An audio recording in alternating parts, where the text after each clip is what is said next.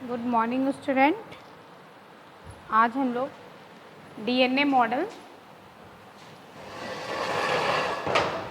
की स्टडी करेंगे। ठीक है, जैसे कि मॉलिक्यूलर बायोलॉजी को पढ़ने के लिए सबसे पहले डीएनए, आरएनए, ठीक है, इनका जानना बहुत ज़रूरी होता है। ठीक है, तो डीएनए का फुल फॉर्म है डाईऑक्सीराइबोज न्यूक्लिक एसिड।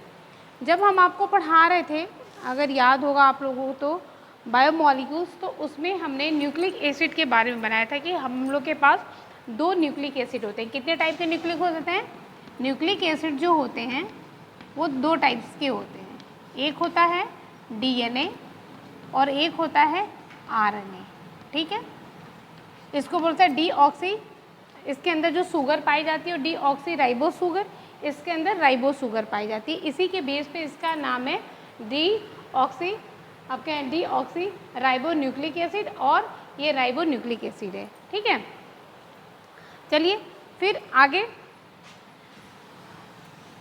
हम डीएनए के बारे में जानते हैं, क्योंकि इसके पहले भी हम कि डीएनए कहाँ मिलता है? न्यूक्लियस के अंदर होता है, और इसका जो लेंथ होती है वो 2 मीटर्स के आसपास होती है। ठीक है, और ये न्यूक्लियस के अंदर डीएनए पैकेजिंग हमने बताया था, तो डीएनए उसमें पैकेज के फॉर्म में, या बिल्कुल कह सकते हैं कि क्रोमोसोम के फॉर्म में आपके न्यूक्लियस में प्रेजेंट होता है। ठीक है, चलिए यहाँ पे हम डीएनए के बारे में पढ़ लेते हैं। इतना तो जनरल से है कि ये न्यूक्लियस में पाया जाता है, और ये आपके डीएनए से डीएनए के फॉर्मेशन को रिप्लिकेशन करते हैं, डीएनए से आरएनए के फॉर्मेशन को हम लोग ट्रांसक्रिप्शन करते हैं, और आरएनए से प्रोटीन की सिंथेसिस को हम लोग ट्रांसलेशन कहते हैं। तो ये हमको तीनों प्रोसेस पढ़ना है, ट्रांसक्रिप्शन भी पढ़ना है, ट्रांसलेशन भी पढ़ना है, रिप्लिकेशन भी पढ़ना है। तो उसके पहले हम डीएनए के बारे में जान लें कि डीएनए क्या है। ठीक है, तो डीएनए न्यूक्लियस में पाया जाता है, और इसका थोड़ा हम लोग इंट्रोडक्शन कर ले, फिर उसके मेन स्ट्रक्चर के बारे में हम लोग डिस्क्राइब करेंगे। DNA is an acidic substance. देखिए, डीएनए जो होता है एक एसिडिक सब्सटेंस होता है। क्यों होता है इसमें एसिडिक सब्सटेंस? क्योंकि जब मैं न्यूक्लियोटाइड पढ़ा रही थी तो मैंने कहा था कि डीएनए जो होता है वो किससे मिलके बना होता है? न्यूक्लियोटाइड से बना हो जाता है, या कह सकते हैं डीएनए की जो बेसिक यूनिट होती है वो न्यूक्लियोटाइड्स होती है। ठीक है, तो बहुत सारे न्यूक्लियोटाइड आपस में मिलते हैं तो क्या बनते हैं? आपके पॉली न्यूक्लियोटाइड चेन बनती है। ठीक, तो चूँकि मैंने जब न्यूक्लियोटाइड बता रही थी, तो न्यूक्लियोटाइड किससे मिलके बने होते हैं? जो न्यूक्लियोटाइड होते हैं वो तीन चीज़ों से मिलके बने होते हैं। एक तो होता है आपका फास्फोरिक एसिड, दूसरा होता है आपकी शुगर, पेंटोज शुगर, और तीसरा आपका होता है नाइट्रोजिनस बेस। तीन चीज़ों से मिलके बना है। चूँकि यह जो होता है डीएनए में फास्फोरिक एसिड ही का पाया जाना डीएनए को क्या करता है? वो आपको एसिडिक मीडियम या एसिडिक बना देता है। ठीक है, तो क्या है? DNA is an acidic substance. DNA क्या है? एक एसिडिक सब्सटेंस है due to present of phosphoric acid. Term DNA was given by जैक्रिस।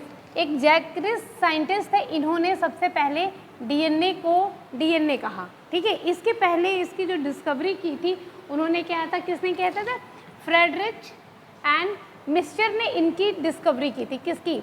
आपके डीएनए की, और इन्होंने इसको न्यूक्लिन कहा था। एक मिनट, मैंने ये नहीं मेंशन किया है। ठीक है, लेकिन आप लोग इसको मेंशन कर लीजिएगा। ठीक है, कि जो डीएनए सबसे पहले किसने कहा था? जैक्रिस साइंटिस्ट थे, उन्होंने कहा था। और डीएनए की सबसे पहले खोज जो थे, दो साइंटिस्ट थे, एक थे फ्रेडरिच और दूसरे थे मिस्चर ने इसको पल्स जो सेल्स होती है, पल्स सेल के डब्ल्यूबीसी की न्यूक्लियस में सबसे पहले देखा था। किसने देखा था? फ्रेडरिच और मिस्चर ने, और इन्होंने इसको कहा न्यूक्लिन। इन्होंने क्या कहा? इसको नोट कर लीजिएगा, बहुत इंपॉर्टेंट है, लाइन छूट गई है, कोई बात नहीं। इसको कहते हैं न्यूक्लिन, इसको न्यूक्लिन कहा था। किसने? फ्रेडरिच और मिस्चर ने। और बाद में जैक्रिस ने इसको क्या कहा था? डीएनए कहा था। ठीक है, इस डीएनए का जो इंट्रामॉलिक्यूलर स्ट्रक्चर की स्टडी भी एक साइंटिस्ट थे, उन्होंने कहा था। उनका जो नाम, उस साइंटिस्ट का नाम जिन्होंने इनकी अल्ट्रा स्ट्रक्चर देखा था या इंट्रामॉलिक्यूलर स्ट्रक्चर देखा था वो विल्किन और फ्रैंकलिन थे। विल्किन और फ्रैंकलिन एक साइंटिस्ट थे, उन्होंने सबसे पहले इसका इंट्रामॉलिक्यूलर स्ट्रक्चर की स्टडी की थी, ठीक है, विल्किन एंड फ्रैंकलिन ने, ठीक है। और बाद में उनकी इंट्रामॉलिक्यूलर स्ट्रक्चर की स्टडीज़ को नोट करते रहिएगा आप लोग कुछ चीज़ें, क्योंकि एक छोटे से वीडियो में सारी चीज़ें मेंशन करना इम्पॉसिबल है, इसलिए मेरी बातों को मैं जो बोलती हूँ उसे आप पेन कॉपी लेके बैठिए, उसको नोट करते रहिए, ठीक है। बाद में इसके उन्हीं के जो उनका इंट्रामॉलिक्यूलर स्ट्रक्चर था जो विल्किन और क्या बोलते हैं फ्रैंकलिन ने उसको बताया था, उन्हीं के बेस पर इसका डबल हेलिकल मॉडल प्रस्तुत किया गया। डबल हेलिकल मॉडल डीएनए का दिया, किसने दिया? वाटसन एंड क्रिक ने। वही चीज़ बताया लेकिन थोड़ा सा मॉडिफिकेशन कर दिया, ठीक है। तो विल्किन और फ्रैंकलिन के इंट्रामॉलिक्यूलर स्ट्रक्चर बताने के बाद इसके डबल हेलिकल मॉडल को वाटसन एंड क्रिक ने 1953 में बताया, ठीक। और इसी के बेस पर इनको क्या हुआ? नोबेल प्राइज़ दिया गया। क्या दिया गया? नोबेल प्राइज़ दिया गया। किसको? वाटसन एंड क्रिक को, ठीक है, इसी डबल हेलिकल मॉडल प्रस्तुत करने की वजह से। उसके बाद it is a helically coiled molecule. आपने यहाँ पे देख रहा है स्ट्रक्चर में कि ये हेलिकली ऐसे क्वाइल्ड स्ट्रक्चर होता है, ऐसे ये हेलिकली क्वाइल्ड स्ट्रक्चर होता है, ठीक है। अब आ जाते हैं इनके स्ट्रक्चर के बारे में थोड़ा सा हम लोग डिस्क्राइब करते हैं, क्योंकि इसके बारे में जो मैंने यहाँ पे लिख रखा है स्ट्रक्चर के ही कुछ लाइन लिखे हैं, लेकिन हम लोग एक सीक्वेंस से पढ़ते हैं, ठीक है। देखिए, क्योंकि मैंने आपको बताया था कि जो न्यूक्लिक एसिड्स होते हैं उनका जो यूनिट होता है, बेसिक यूनिट होती है, वो न्यूक्लियोटाइड्स होते हैं। क्यों? क्योंकि न्यूक्लियोटाइड से ही मिल करके ये बने होते हैं। कौन? डीएनए या आरएनए, ठीक है। अब मैंने न्यूक्लियोटाइड्स, मेरी एक वीडियो भी है फॉर्मेशन ऑफ न्यूक्लियोटाइड, वहाँ से आप इसको देख सकते हैं। तो जब न्यूक्लियोटाइड्स के बारे में जब आप पढ़ रहे होंगे तो आप देखेंगे कि जो डीएनए होते हैं ये 2 पॉलीपेप्टाइड चेन होते हैं। पॉलीन्यूक्लियोटाइड चेन हो गए, सॉरी पेप्टाइड लिखा हुआ है,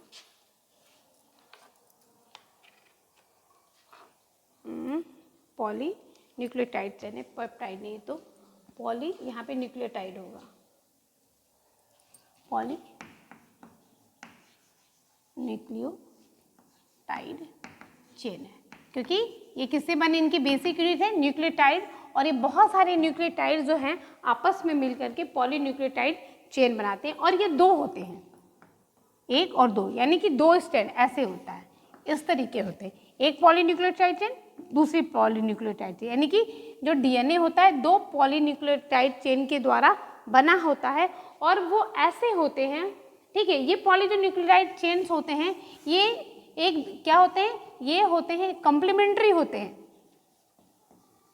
क्या होते हैं? एक दूसरे के कम्प्लीमेंट्री, और दूसरा एंटी पैरेलल होते हैं। क्या होता है? एंटी पैरेलल होते हैं, ठीक है। 2 न्यूक्लियोटाइड चेन से बने होते हैं, ये दोनों न्यूक्लियोटाइड चेन एक दूसरे के कम्प्लीमेंट्री होते हैं, और क्या होते हैं? Anti parallel. एंटी पैरेलल का मतलब है कि अगर ये 5 प्राइम है तो और नीचे वाला 3 प्राइम है तो दूसरा स्ट्रैंड 3 प्राइम टू 5 प्राइम होगा। क्लियर? ठीक है, इसको यहाँ पे लिख देते, 1 मिनट सेकेंड, ये यहाँ पे 3 प्राइम और ये 5 प्राइम, ठीक है।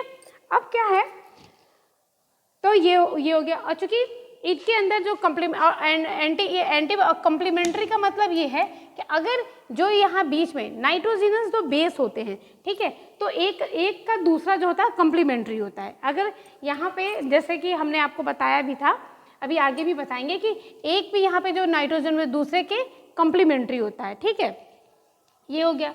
अब जो आगे चलते हैं, इनमें जो होता है डीएनए में 2 टाइप के कह सकते हो आप लोग की बैकबोन पाई जाती है। 2 टाइप्स की क्या होते हैं, यानी कि इनके स्ट्रक्चर देखा जाए, किनके, अगर डीएनए का स्ट्रक्चर देखा जाए तो इसमें 2 टाइप के बैकबोन्स दिखती है। बैकबोन का मतलब इन स्ट्रक्चर, आप एक बार देखिए, ये तीसरा आपका ऐसा है इन स्ट्रक्चर। इनके स्ट्रक्चर में आप देखोगे किसके,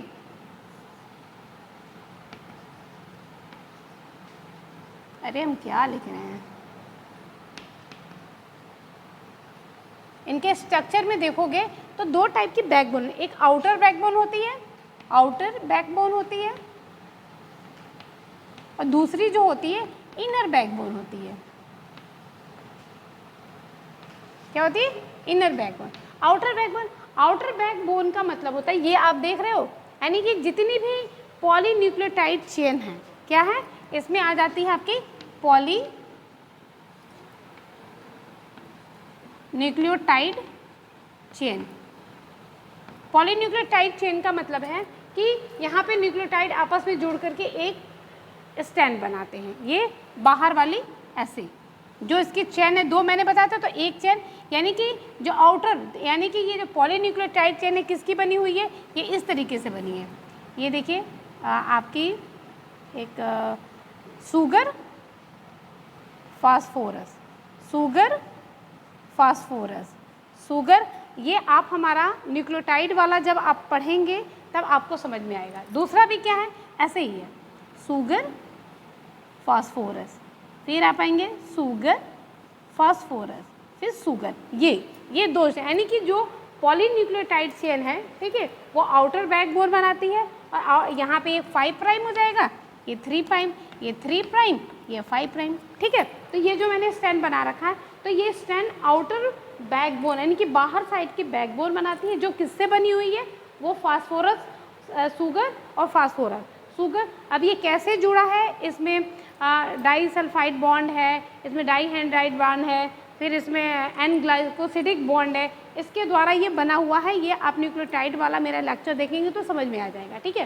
तो ये 5 प्राइम टू 3 प्राइम है, 3 प्राइम टू 5 प्राइम, ठीक है। पॉलीन्यूक्लियोटाइड जो चेन होती है वो आउटर बैकबोन बनाती है, क्लियर। जो इनर बैकबोन होती है, इनर बैकबोन जो होते हैं वो क्या होते हैं, नाइट्रोजिनस बेस होते हैं। कितने होते हैं, नाइट्रोजिनस बेस। अब यहाँ हम आपको थोड़ा सा नाइट्रोजिनस बेस की बात, कितने हम लोगों ने कितने टाइप के नाइट्रोजिनस बेस पढ़े हैं, हम लोगों ने 2 टाइप। मैं इसको अब इरेज कर रही हूँ, ठीक है, क्योंकि स्पेस की कमी है। अब ये आउटर यहाँ पे स्ट्रक्चर में हमने देखा, इसको करें। अब नाइट्रोजिनस बेस के बारे में हम थोड़ा सा पढ़ लें। नाइट्रोजिनस बेस क्या होते हैं, 2 टाइप्स के होते हैं, एक प्यूरिन होता है और एक होता है पिरिमिडिन, ये आप जानते हो, ठीक है। प्यूरिन कौन कौन से होते हैं, guanine, adenine and guanine. Pyrimidine होता है आपका थाइमिन एंड साइटोसिन, ठीक। अब क्या होता है कि जब ये इनर आपका इनर जो होता है बैकबोन किसके बनी होती है, नाइट्रोजिनस बेस से बनी होती है, और नाइट्रोजिनस बेस में भी प्यूरिन और पिरिमिडिन होते हैं। और हमेशा एक प्यूरिन किससे बॉन्ड बनाता है, पिरिमिडिन से, ठीक है। एक प्यूरिन दूसरे पिरिमिडिन से बॉन्ड बनाता है। सपोज करो अगर ए पिरिमिडिन है तो वो किस प्यूरिन अगर ए है तो वो पिरिमिडिन टी से बॉन्ड बनाएगा, और इसमें हाइड्रोजन बॉन्डिंग होती है, और कितनी होती है, डबल हाइड्रोजन बॉन्डिंग होती है। मैं एक एक स्टेप बाय स्टेप बोल रही हूँ, आप इसको पेन और कॉपी ले लीजिए और उसको लिखते रहिए, ठीक है। तो ये रहा। अब आगे दूसरा, अगर मान लीजिए कि हमारा ग्वानिन है तो ये करीब 3 हाइड्रोजन बॉन्ड के द्वारा साइटोसिन से जुड़ा होता है, यानी कि 3 हाइड्रोजन बॉन्ड है,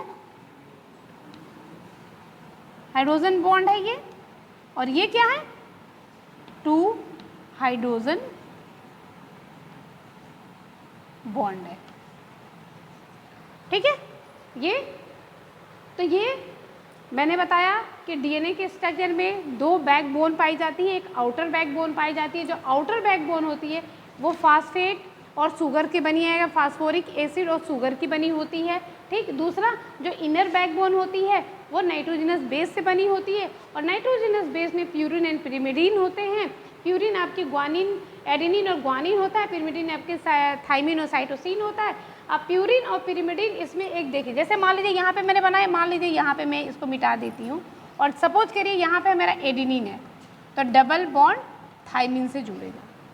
अगर सपोज करिए मेरा यहाँ पे ग्वानिन है तो ट्रिपल बॉन्ड साइटोसिन से जुड़ेगा, ये यूँ जुड़ेगा, ठीक है।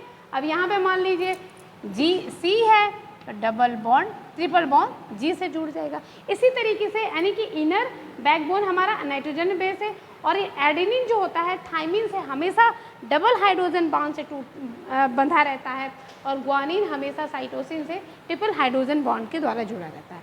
ठीक है, ये तो हमारी बात हो गई। अब आ जाते हैं थोड़ा सा हम लोग, बस थोड़ा सा और है।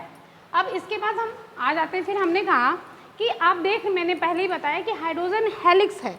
ठीक, एक हेलिक्स, ठीक, एक हेलिकल या एक हेलिक्स में, यानी ये देखिए एक टर्न बोलिए या एक हेलिक्स बोलिए, ठीक है, एक हेलिक्स की जो हेलिक्स होता है यानी कि एक टर्न जो होता है, तो ऊपर वाला जो ग्रुप बनता है उसको मेजर ग्रुप बनता है एक टर्न में, और नीचे वाला जो ग्रुप बनता है उसको माइनर ग्रुप कहते हैं। यानी कि मेजर और माइनर ग्रुप जब बनते हैं तो उसको हम लोग एक टर्न बोलते हैं या एक हेलिक्स बोलते हैं। ठीक है, एक हेलिक्स या एक टर्न की जो लंबाई होती है वो 34 एंगस्ट्रॉन होती है, या इसको कह सकते हैं 3.4 नैनोमीटर। ठीक है, और जो एक टर्न के बीच में जो स्टेप होते हैं वो कितने होते हैं? 10 स्टेप होते हैं। देखिए 1 2 3 4 5 6 7 8 9 10 क्या होते हैं? स्टेप बोलिए, 10 स्टेप या 10 लैडर लाइक, ये हमने जानते हैं ना कि ये सीढ़ी जैसा होता है, सीढ़ी के स्टेप समझ लीजिए, ये स्टेप होते हैं। और 10 स्टेप यानी कि 10 बेस पेयर होते हैं। कितने होते हैं? 10 पेयर, क्योंकि यहाँ पे एक नाइट्रोजन बेस यानी कि जो नाइट्रोजन बेस होते हैं उनके 10 पेयर होते हैं। या आप कह सकते हैं, और कह सकते हैं कि 20 नाइट्रोजिनस बेस है। क्या बोलोगे? 20 नाइट्रोजिनस बेस है। क्यों? क्योंकि एक इधर 10 है, तो 10 दूना का 20। ये क्वेश्चन कैसे भी आ सकता है। ठीक, और मैंने बताया, और एक जो एक स्टेप है, जैसे मान लीजिए ये इसके बीच का एक स्टेप, ठीक, या कहीं का भी ये स्टेप, यानी कि पूरा एक हेलिक्स का 34 एंगस्ट्रॉन होता है, और बीच में एक जो एक स्टेप होता है उसका जो डिस्टेंस होता है वो होता है आपका 3.4 होता है। कितना होता है? 3.4 होता है।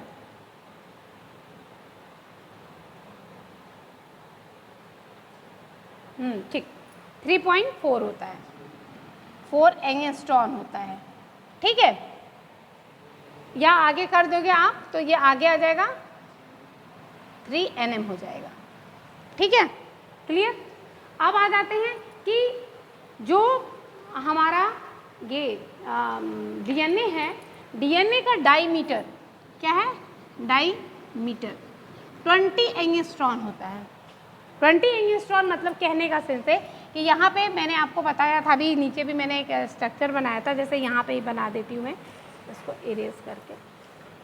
ये आपका ये ऐसे आ गया, ऐसे, तो ये 5 प्राइम हो गया, ये 3 प्राइम हो गया। ठीक है, जैसे मान लीजिए मैंने बनाया था ना, ये फॉस्फेट था, ये शुगर था, ये फॉस्फेट था, ये शुगर था, ये मैं ऐसे बनाई थी। फिर यहाँ पे आ जाएगा ये phosphate sugar, phosphate sugar, phosphate, ऐसे ये स्ट्रक्चर था। यानी कि एक फॉस्फेट से एक फॉस्फेट के बीच की दूरी 20 एंगस्ट्रॉन होती है। क्लियर? तो ये डायमीटर हो गया किसका? डीएनए का। ठीक है, तो मैंने यहाँ पे देखिए, यहाँ पे लिखा भी है मैंने 10 step, 2 backbones, outer backbone and inner backbone. Outer backbone में फॉस्फेट एंड शुगर, और इनर बैकबोन में nitrogenous base purine and pyrimidine. कैसे होता है वो मैंने आपको बता दिया। ठीक, diameter of DNA molecules is distance between phosphate of 2 stand 20। अब देखिए यहाँ इसका फॉस्फेट, ये फॉस्फेट की बात किया, ये इसका फॉस्फेट हो गया और ये इसका फॉस्फेट, यानी कि फॉस्फेट के बीच की दूरी ये डीएनए के डायमीटर को इंडिकेट करती है। तो इनका डायमीटर कितना हो गया? 20 एंगस्ट्रॉन हो गया। ठीक है, तो इस तरीके से हम लोगों ने क्या स्टडी किया? डीएनए का स्ट्रक्चर, डबल हेलिकल मॉडल जो वाटसन एंड क्रिक ने दिया था। ये बहुत इंपॉर्टेंट है, ये जीआईसी के एग्जामिनेशन में या कभी कहीं पे ये डिस्टिंक्ट फॉर्म में भी डिस्क्राइब करने के लिए देता है। ठीक है, डिस्क्रिप्टिव लिखने के लिए, और ऑब्जेक्टिव के लिए तो ये पूछना ही नहीं है, इससे बहुत सारे क्वेश्चन आते हैं।